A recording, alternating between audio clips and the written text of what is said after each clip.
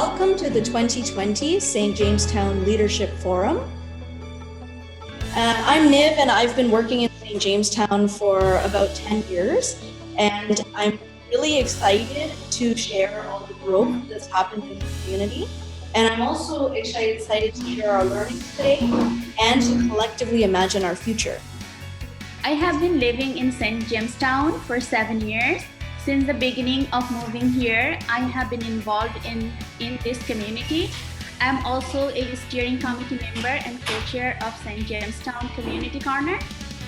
Leadership Forum brings in all the various levels of potential funders, but also different levels of government, when I say different funders, I'm referring to like City, United Way, the province.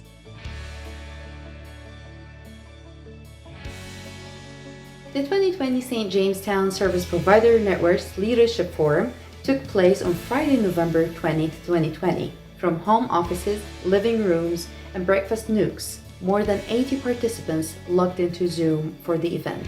Hosted by the Corner, participants included residents, volunteers, service providers, and representatives from the school board and all levels of government. The aim of the forum was not only to reflect on the group's success, but in the face of the displacement of St. Jamestown residents due to fire, COVID-19, and Black Lives Matter. The real question on everyone's mind was, how can we work more closely together to serve the community better? On the screen, you will see our vision and value statements. So the vision for the Service Providers Network is to be a leader in service coordination, resident engagement and empowerment, and to achieve a sustainable, welcoming, vibrant and inclusive community. We are committed to service coordination, integration and collaboration to achieve sustainable outcomes for a community built on trust, neighborly care, equity and the diversity of our residents.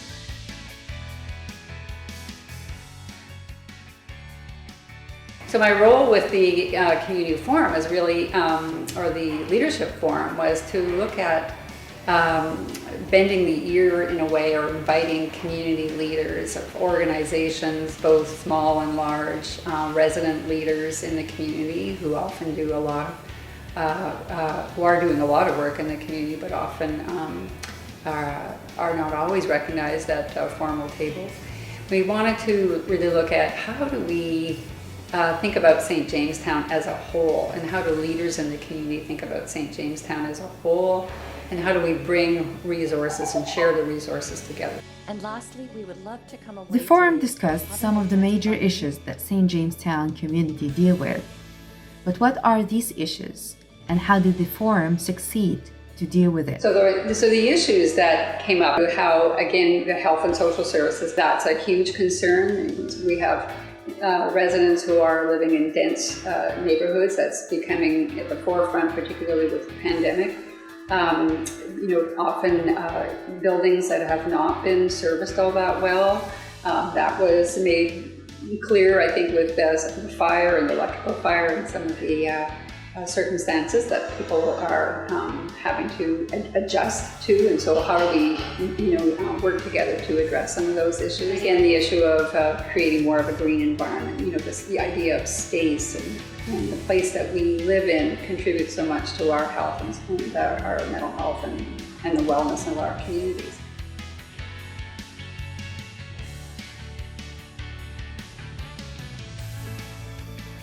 Collective outreach and engagement. I know there were conversations on communications being in different languages instead of just English to help reach out to the people who obviously don't have English as a first language. Yeah, and on that point too, Yvonne, if I can jump in, Please. That's not rude.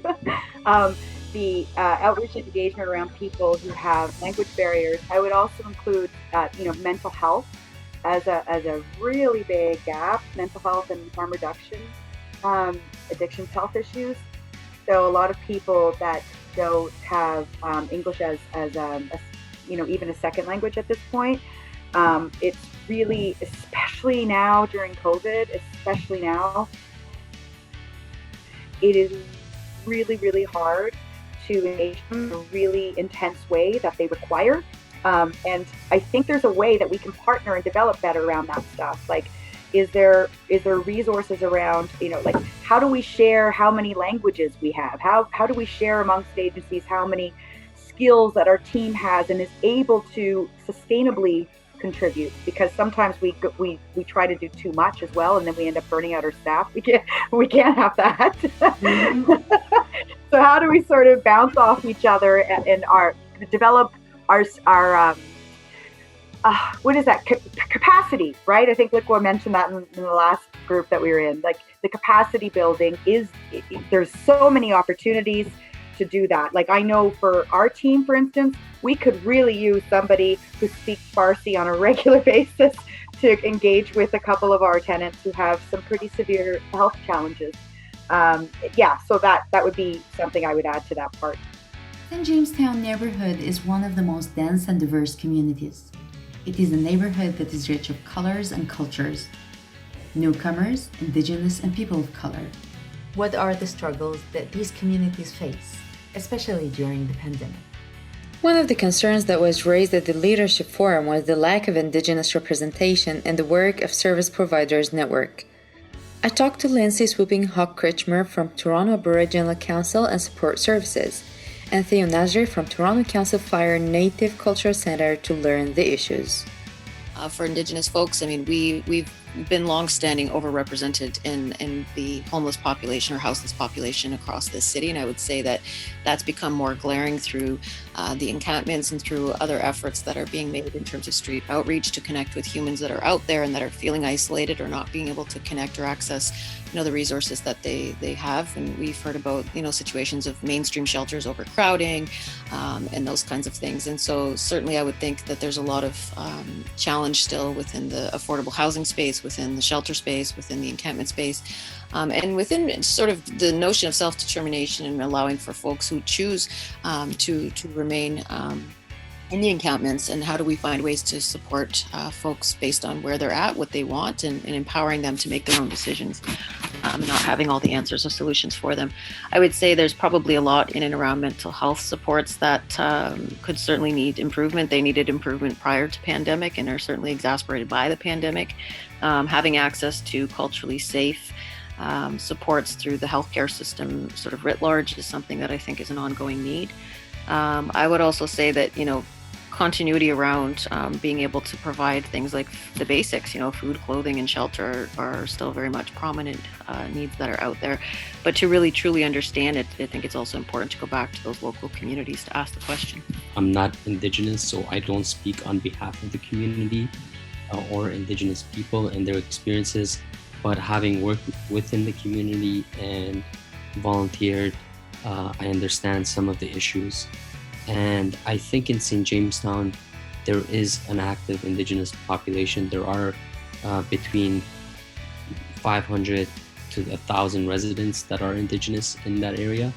And the census only points to 400 people, but a lot of the times individuals are in transition, they don't have fixed addresses, or they don't participate in the census. And so I think there is a significant community there. To address your question specifically, often a lot of people say, how can we help Indigenous people? Or how do we help Indigenous agencies? I think that question is wrong. It should be more how we can help each other. The Indigenous people have a unique experience in this land. This is their land. But at the same time, the issues like poverty and employment and housing is the same for everybody. And so we have to work together to come out of that. So at Council Fire, I'm privileged to be able to support Indigenous and non-Indigenous people. Right? We serve meals even during COVID, 3 times a day, 2 times on the weekends, and we don't discriminate. We serve, we call it the people of the 4 colors. And just like the medicine wheel, we serve everybody. Everybody's the same to us. And I think that's the sort of approach that everybody needs to take with each other. The forum discussed the issues as well as a model to make St. Jamestown a neighborhood of choice. actualize the vision for St. Jamestown, which is really to make St. Jamestown a neighborhood of choice to call home. So that's exactly what happened with the St. Jamestown Service Providers Network. Our work, our values, and our commitment kind of gave us that space for the development of a model. The collaborations that came out of it were probably pretty significant. I myself too had learned about other organizations that they're partnered with, such as Dixon Hall, the 519. They were groups that were part of my discussion groups. So it was interesting to see their perspective and what they brought to the table. I know community space has been like a very sensitive topic, because given, I'll say, as big as St. Jamestown is, there really isn't a lot of community space available. So even the issue and the topic of kitchens came up, and from the discussion groups, it seems like there are quite a few kitchens that are available for use, but people just aren't aware that they're available for use.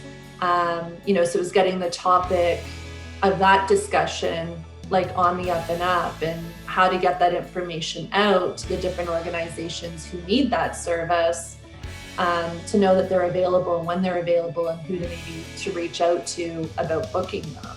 And the 519 was actually one of those organizations that said they had tons of kitchen space available that isn't being used right now. The forum also discussed the difference between gentrification and revitalization, and how could individuals and residents benefit from the new construction and the new opportunities in the neighborhood. Sort of conversation or discussion with Jennifer from Dixon Hall that revitalization as opposed to gentrification, because those are two different things. Revitalization means, yes, this is good, we're making things better. Gentrification means we're making things better for certain kinds of people, not for everybody, and just being cognizant and mindful of that. They're also seeing some positive things like construction, which it can be disruptive to your everyday life, but there is an opportunity in construction. Construction means money is coming in, development is coming in, and there could potentially be opportunities that come from that. One of our folks, I think it was Yvonne from Medallion, said, you can think of it as we're revitalizing St. Jamestown. And if we're revitalizing, then there's opportunities for employment for folks being hired from community. There's opportunities for apprenticeships and co-ops for youth and students, with all the various companies, developers, and the different businesses that are coming in. The Leadership Forum was also an opportunity to celebrate the group's work. Principles like diversity, inclusion, social connections, civic participation, these are tremendous principles. For example, with the whole Black Lives Matter movement, right? Having diversity, inclusion included in the charter of this service providers network is crucial to addressing systemic change. And I think the principles symbolize strength and unity. And I think this model can be adopted by other communities like Thorncliffe, like Jane and Finch, and other neighborhoods that are somewhat similar. There's a lot of newcomers there. I think, the system, meaning society, would be a much better place if all the people that are able to make decisions listen to one another, to respond to the needs.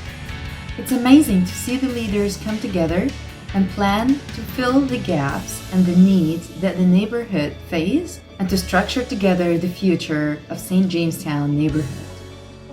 See you all at the St. Jamestown Service Provider Leadership Conference in 2021. Please do not forget to like, comment, and share to our channel. Follow us on all our social media platforms, and for more information, please check out our website.